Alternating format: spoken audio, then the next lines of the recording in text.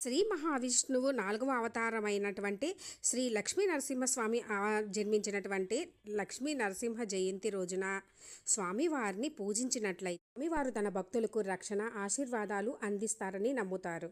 శ్రీ నరసింహుడిని మహాలక్ష్మిని సంబోధించే శ్రీ పదాన్ని చేర్చి ఈ అవతారమూర్తిని స్మరిస్తారు. రోజు స్వామివారిని పూజించి ఉపవాసం చేయడం ద్వారా సకల పాపాలు తొలగిపోతాయని, మంచి ఫలితాలు కలుగుతాయని నమ్ముతారు.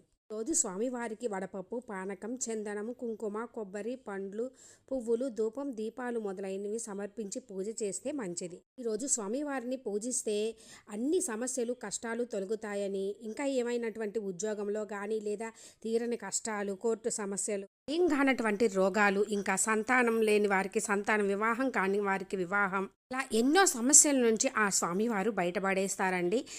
భక్తి శ్రద్ధలతో ఈరోజు స్వామివారిని పూజిస్తే మనకి అంతా మంచి జరుగుతుంది అని నమ్ముతాము.